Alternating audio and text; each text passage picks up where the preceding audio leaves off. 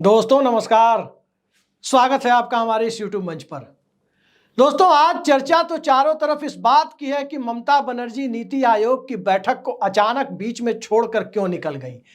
क्यों नीति आयोग की बैठक में इंडिया गठबंधन की एक मुख्यमंत्री के साथ ऐसा सलूक हुआ जिस सलूक को ममता बनर्जी ने दिल पर ले लिया। लेकिन असली खबर जो अब तक मीडिया आपसे दबा रहा है वो ये है कि एनडीए गठबंधन के एक मुख्यमंत्री नीति आयोग की बैठक में नहीं पहुंचे और उन मुख्यमंत्री का नाम नीतीश कुमार है। नीतीश कुमार नीति आयोग की बैठक में नहीं पहुंचे। बिहार से जो केंद्रीय मंत्री हैं, नीति आयोग के सदस्य हैं, वो पहुंचे। बिहार के दोनों उप मुख्यमंत्री नीति आयोग की बैठक में पहुंचे जो भारतीय जनता पार्टी के कोटे से है, लेकिन नीतीश कुमार खुद नीति आयोग की बैठक में नहीं पहुंचे। और एनडीए गठबंधन के अंदर की खबर गोदी मीडिया आपको नहीं दिखाएगा, यह बात आप सभी जानते हैं। खबर को फोकस किया जाएगा कि ममता बनर्जी क्यों नहीं पहुंची, लेकिन नीतीश कुमार क्यों नहीं पहुंचे जब इसके तह तक जाने की कोशिश करेंगे तो यह एनडीए गठबंधन डवाडोल होता हुआ दिखेगा। पहली बात कि नीतीश कुमार और भारतीय जनता पार्टी के संबंध मौजूदा दौर में कैसे हैं, तो इसका सीधा जवाब यह है कि नीतीश कुमार और भारतीय जनता पार्टी के संबंध इस तरह के हैं कि जहां भारतीय जनता पार्टी की फिलॉसफी को, जहां आरएसएस और चुनावी हिंदुत्व की फिलॉसफी को कोई धक्का नहीं लग रहा है, भले ही भाजपा रसातल में जा रही है बिहार में, वहां भारतीय जनता पार्टी, नरेंद्र मोदी और अमित शाह की भारतीय जनता पार्टी नीतीश कुमार के चरणों में साष्टांग दंडवत है। क्योंकि यदि दंडवत नहीं होती तो दिन रात नीतीश कुमार के खिलाफ जहर उगलने वाले, आरजेडी के विधान पार्षद, कोऑपरेटिव की राजनीति करने वाले सुनील सिंह बिस्कोमान के चेयरमैन के पद से बर्खास्त नहीं किए जाते।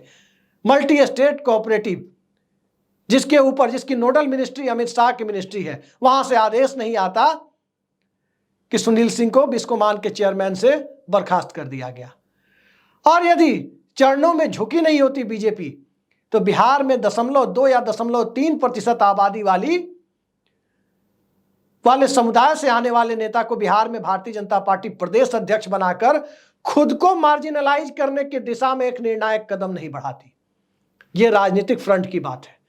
चरणों में इसलिए भी झुकी हुई है कि जो नीतीश कुमार जितने पैसे मांग रहे हैं, भले ही विशेष राज्य का दर्जा नहीं मिला, पैसे तो उन्हें मिलते ही जा रहे हैं, चाहे वो केंद्रीय योजना के रूप में हो, चाहे वो किसी और रूप में हो, वो सारे पैसे मिल रहे हैं। लेकिन ये सारी बातें एक तरफ, सियासत के लिए जो सबसे बड़ा ऑक्सीजन होता है, पार्टी चलाने के लिए जो सबसे बड़ा ऑक्सीजन होता है, उसमें आर्थिक संसाधन और स्टेट के विकास का मुद्दा ये बाद में आता है।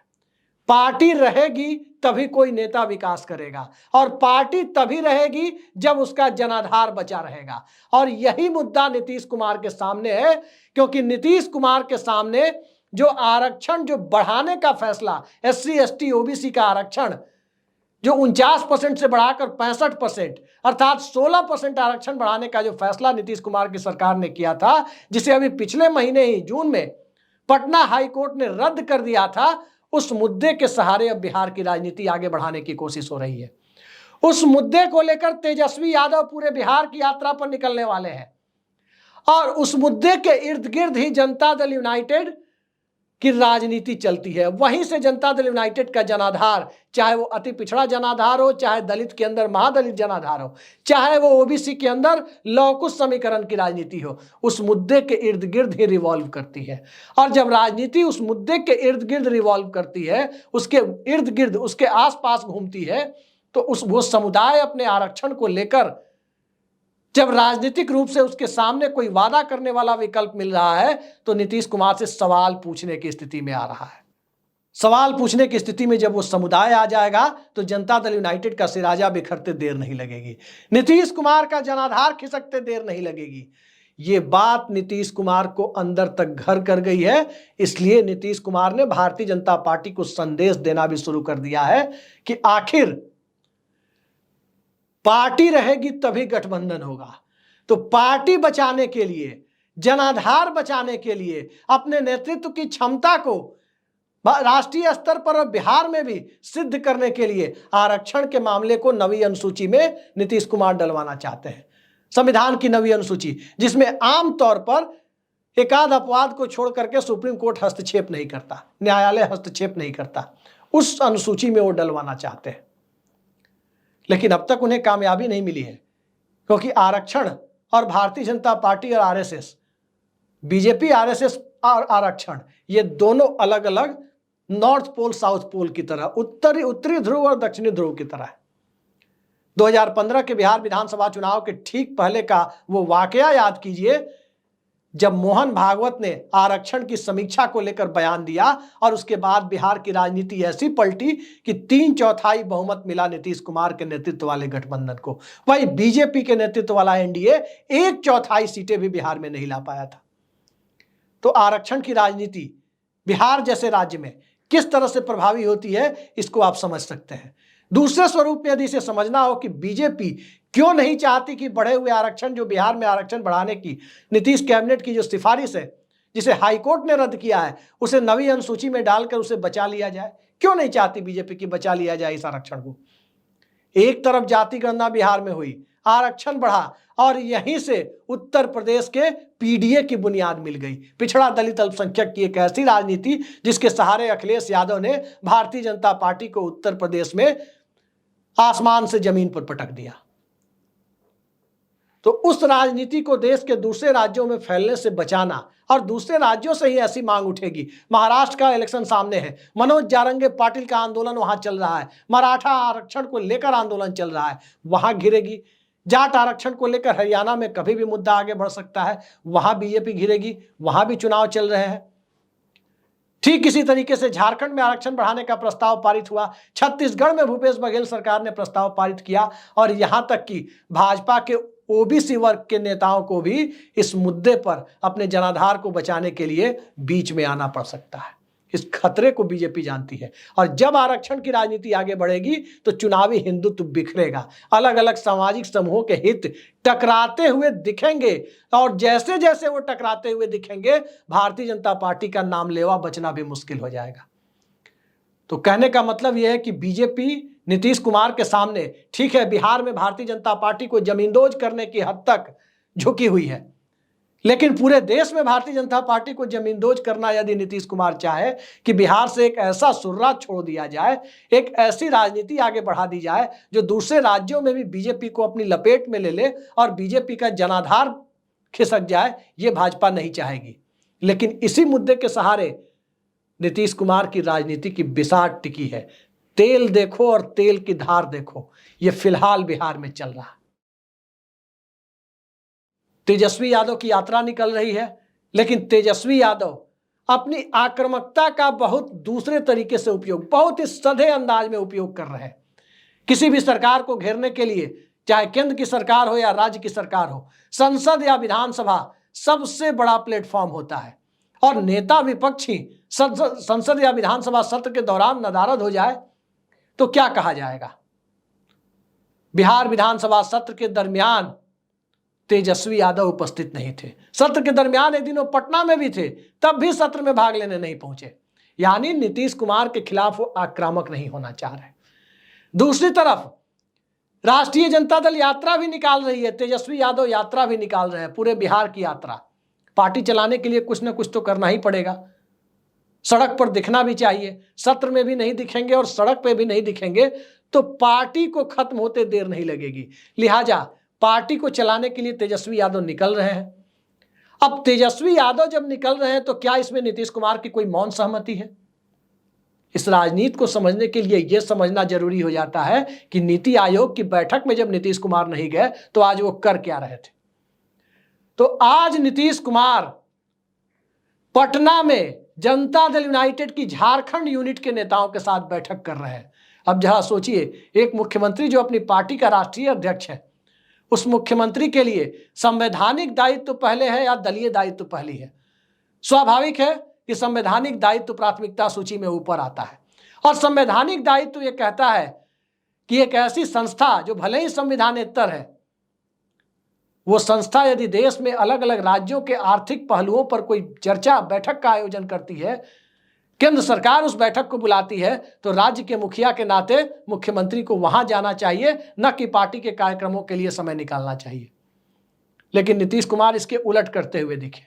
और ऐसा नहीं है अनजाने में करते हुए दिखे, जानबूझकर करते हुए दिखे, और इसलिए भी करते हुए दिखे क्योंकि वो दिखाना चाहते हैं भारतीय जनता पार्टी को कि दरवाजा दूसरी तरफ खुला हुआ है। तेजस्वी यादव और आरजेडी इस मुद्दे पर आक्रामक हो रही है, और जब वो आक्रामक हो रही है तो हमारे पास कोई दूसरा विकल्प नहीं बचा है। ये नीतीश कुमार बीजेपी को दिखाना चाहते हैं कि उनके पास जैसे जैसे राजद नवीं अनुसूची में आरक्षण के मुद्दे को डालने को लेकर आक्रामकता दिखाएगी, जनता दल यूनाइटेड के विकल्प सीमित होते जाएंगे। तो क्या भारतीय जनता पार्टी उस विकल्प को सीमित करना चाहेगी? इस पूरे घटनाक्रम को देखकर एक बात साफ दिखती है कि राष्ट्रीय जनता दल और जनता दल यूनाइटेड और भारतीय जनता पार्टी, इन तीन पार्टियों के त्रिकोण में फंसी बिहार की राजनीति में आखिर रास्ता कहां से निकलता है? आखिर नीतीश कुमार ही हमेशा क्यों मुख्यमंत्री बने रहते हैं? तो सारी बातें इस त्रिकोण और इस पूरे घटनाक्रम को देखकर समझ में आती है कि समाज का एक बहुत बड़ा तबका राष्ट्रीय जनता दल को बिहार में सत्ता में आने नहीं देना चाहता। भारतीय जनता पार्टी की सांप्रदायिक राजनीति से वो खुद को सरोकार नहीं रखता, और लिहाजा नीतीश कुमार को पसंद करे या ना करे, ये दो एक्सट्रीम एंड पर जो दो पार्टियां खड़ी हैं, इन दोनों पार्टियों के बीच उसे एक विकल्प जरूर मिलता है जिसे चाहते हुए या न चाहते हुए दोनों तरीके से वो स्वीकार करने की मन स्थिति में वोटिंग के दिन खुद को पाता है। यही नीतीश कुमार की सफलता का राज है, और इसी वजह से नीतीश कुमार मुख्यमंत्री बने हुए हैं। इस खेमे को भी स्वीकारे हैं भाजपा वाले खेमे को, तो लालू यादव वाले, आरजेडी वाले, इंडिया अलायंस वाले खेमे को भी स्वीकारे हैं। लेकिन इस राजनीति के बीच विधानसभा चुनाव करीब आ रहा है।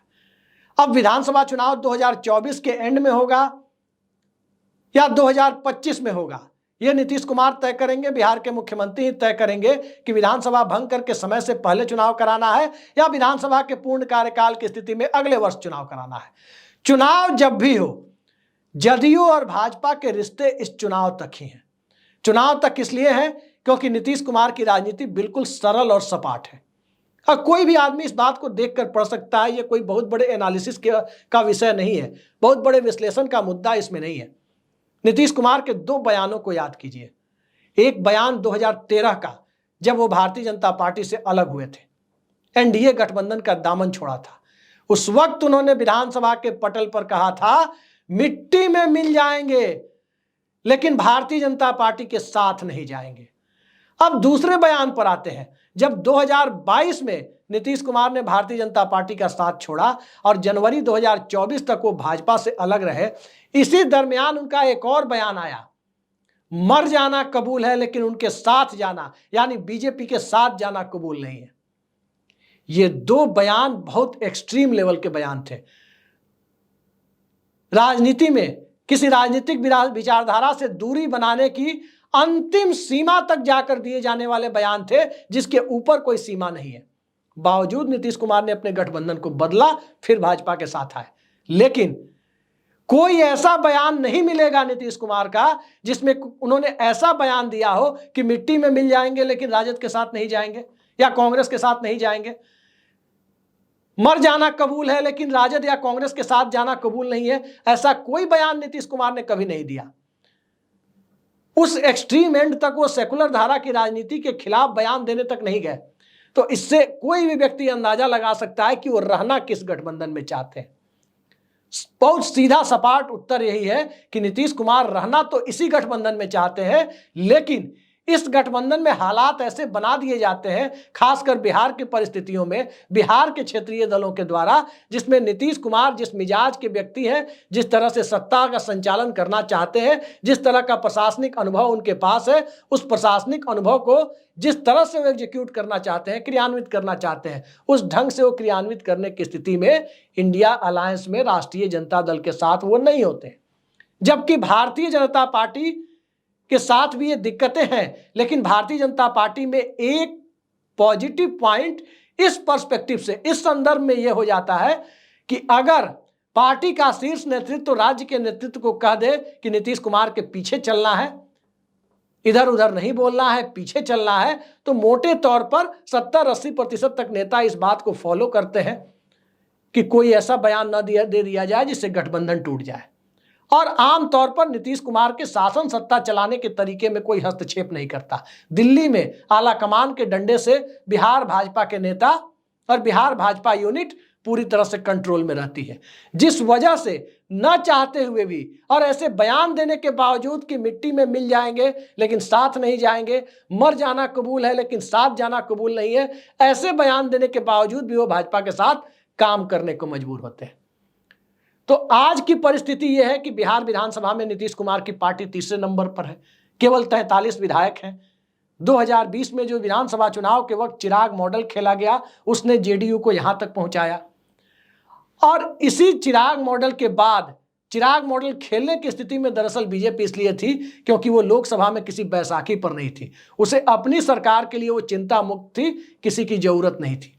आज नीतीश कुमार की जरूरत है, चंद्रबाबू नायडू की जरूरत है, एकनाथ शिंदे और महाराष्ट्र के राजनीतिक दलों की जरूरत है।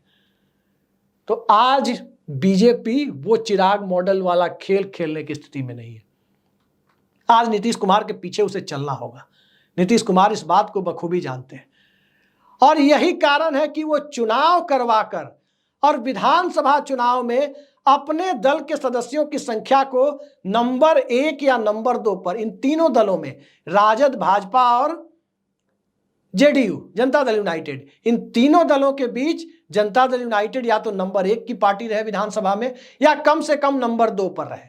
मोटे तौर पर कहें तो जेडीयू से छोटी कोई एक पार्टी, हो सके तो दोनों पार्टियां, राजद और भाजपा, या फिर इन दोनों में से कोई एक पार्टी विधानसभा में जदयू से छोटी पार्टी के तौर पर मौजूद रहे, यह नीतीश कुमार और जेडीयू की दिली इच्छा है।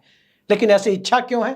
तो ऐसी इच्छा इसीलिए है क्योंकि जो पार्टी छोटी होती है, जिसका विधायक दल छोटा होता है, वो अनुशासन के दायरे में गठबंधन धर्म का पालन कम से कम उस विधानसभा में करने के लिए उसकी राजनीतिक व्यवस्था होती है। वो नहीं चाहता कि उसकी वजह से कोई गठबंधन में किसी प्रकार का रिफ्ट हो। लेकिन अभी तो नीतीश कुमार की खुद की पार्टी नंबर 3 पर है और तभी ये तमाम सवाल उठे। 3 साल में 3 बार शपथ लेने की नौबत आ गई। आगे भी पता नहीं कितनी बार शपथ ग्रहण हो जाए, कोई नहीं जानता। बिहार की राजनीति में तमाम चीजें एक तरफ, नीतीश कुमार क्या करेंगे वो बात एक तरफ, और इन सब से आगे बढ़कर बिहार की राजनीति में आगे चाहे प्रशांत किशोर और उनका जन स्वराज दिखाई दे रहा हो, चाहे कांग्रेस पार्टी नए सिरे से अपने आप को साधने की कोशिश कर रही है, माले अपने जनाधार को बढ़ाने की जद्दोजहद में लगा हुआ है, और इन सब के बीच भारतीय जनता पार्टी दिल्ली की सियासी मजबूरियों के तहत 0.25% आबादी वाली जनसंख्या के नेता को, उस समुदाय से आने वाले नेता को प्रदेश अध्यक्ष बनाने पर विवश है। इस विवशता के बीच नीतीश कुमार अपनी विधानसभा की सदस्य संख्या को चुनाव जब हो जाए उसे करा करके आगे ले जाना चाहते हैं। यही बिहार की राजनीति में चल रहा है। लेकिन चुनाव में नीतीश कुमार की सफलता कैसे तय होगी, चुनाव में राष्ट्रीय जनता दल की सफलता कैसे तय होगी, चुनाव में बीजेपी की सफलता कैसे तय होगी, इन सब के बीच वो वोटर खड़ा है जिसे अति पिछड़ा और महादलित समुदाय कहते हैं। जिस समुदाय के नेता नीतीश कुमार नहीं है, उस समुदाय से वो नहीं आते। न वो अति पिछड़ा समुदाय से है और न ही महादलित समुदाय से है, न ही उस समुदाय से सम्राट चौधरी आते हैं, न ही उस समुदाय से दिलीप जायसवाल आते हैं, और न ही उस समुदाय से तेजस्वी यादव आते हैं। और जब इन तीनों चारों के बीच अति पिछड़ा और महादलित को परखना होता है तो वो नीतीश कुमार को अब तक बेहतर मानता रहा है। हाँ, जाति जनगणना का मुद्दा और आरक्षण बढ़ाने का मुद्दा अगर एक जज्बाती मुद्दे में तब्दील हो जाए तो नीतीश कुमार की सत्ता चुनाव में जा भी सकती है। वो मुद्दा जज्बाती हो रहा है या नहीं हो रहा है, वो तेजस्वी यादव की रैलियां, उसमें जुटने वाली भीड़ और उस भीड़ का सोशल कंपोजिशन तय करेगा। और उस सोशल कंपोजिशन के सहारे ही ये तय होगा कि नीतीश कुमार की एनडीए गठबंधन में रहने की मियाद कब तक की है। तो देखते जाइए। पहला संकेत तो दे दिया है कि 9वीं अनुसूची में नहीं डाला गया आरक्षण के मुद्दे को, विधानसभा में भी उन्होंने कहा था। तो ये मुद्दा आगे बढ़कर गठबंधन तोड़ने की हद तक जा सकता है। तमाम पैकेज, हाईवे एक्सप्रेसवे एक तरफ और सामाजिक हाईवे एक्सप्रेसवे, वोटों का हाईवे एक्सप्रेसवे, समीकरणों का हाईवे एक्सप्रेसवे वो दूसरी तरफ। यही सियासत की व्यवस्था है और यही सियासी समीकरणों की बाध्यता है और खूबसूरती भी है काफी हद तक, और इसी के आश्रय सियासत चलती है। और इस सियासत में नरेंद्र मोदी भी माहिर खिलाड़ी हैं तो नीतीश कुमार भी माहिर खिलाड़ी हैं। नरेंद्र मोदी जैसे हर जगह हर समुदाय से नाता जोड़ लेते हैं, तो नीतीश कुमार हर जगह हर समुदाय से नाता नहीं जोड़ते, लेकिन सियासत की उनकी बिसात और उनकी पार्टी का जनाधार नाता जोड़ने की कवायद में कम से कम एक सामान्य बिंदु पर, कॉमन पॉइंट पर लेकर जरूर आ जाता है वोटर को। तेजस्वी यादव और राष्ट्रीय जनता दल वो कर पाने में विफल रहते हैं। तो देखते हैं इसकी चरम परिणति क्या होती है। लेकिन ट्रेलर तो नीतीश कुमार ने दिखा दिया कि नवी अनुसूची वाले मुद्दे पर अगर बीजेपी पीछे हटी तो बहुत कुछ हो सकता है। आज के लिए इतना ही। नमस्कार।